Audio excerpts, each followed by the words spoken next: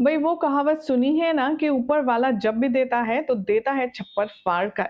फिर चाहे दुख हो, सुख हो, पैसा हो, अमीरी हो, कॉम्प्लिकेशन सिचुएशन हो या गरीबी हो, ऐसा ही कुछ हो रहा है हमारे देव और वसु के साथ। जहाँ एक तरफ तो गृह प्रवेश हो चुका है तो उल्टा irony of the situation is this कि गृह प्रवेश होने के बावजूद भी ग्रह यानी कि घर में रहने की जगह नहीं है जनाब। क्या हो रहा है टीवी सीरियल वसुधा के ऑनगोइंग ट्रैक में, चलिए फटाफट से अपडेट लेते हैं। सबसे पहले चैनल सब्सक्राइब करें, नोटिफिकेशन बेल दबाएं और इस वीडियो को लाइक शेयर करना ना भूलें। वसुधा के आने वाले एपिसोड में अब आप देखेंगे कि मजबूरी में ही सही, चंदिका ने जिस तरह से देव और वसुधा का गृह प्रवेश करवाया है, उससे ये बात सबको नजर आ रही है कि ये जोर जबरदस्ती का फंक्शन है। वसुधा भले ही बहू बनकर देव का हाथ पकड़कर उसके घर में एंटर तो हो गई है, लेकिन अभी भी बहू का मान सम्मान और बहू का दर्जा मिलना बाकी है। दिव्या, प्रताप, अविनाश, देव भले ही वसुधा के साथ हैं, लेकिन वसुधा का साथ अब उसी के अपने पापा भी छोड़ते हुए नजर आएंगे। वसुधा गृह प्रवेश में जैसे ही चंदिका के पैर छूने जाएगी, चंदिका उसे रोक देगी और कहेगी, तुम्हारा गृह प्रवेश हो चुका है, तुम घर में आ चुकी हो। इसका मतलब ये नहीं है कि तुमने मेरे दिल में जगह बना ली है, तुम यहां जबरदस्ती से लाई गई हो।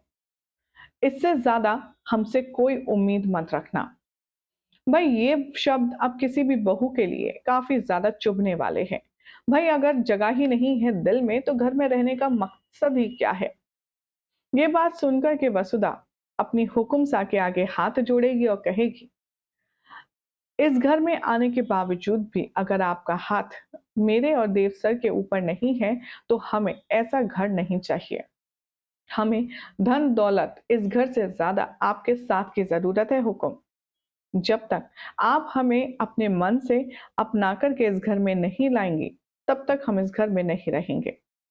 ये सुनते ही प्रताप परेशान हो जाता है। वो कहता है कि बेटा, ये तुम्हारा ही घर है, तुम यहाँ रहो। लेकिन वसुधा देव प्रताप की भी नहीं सुनते। वो कहते हैं कि नहीं, जब तक मासा को हमें माफ नहीं करना होगा तब तक हम इस घर में नहीं आएंगे।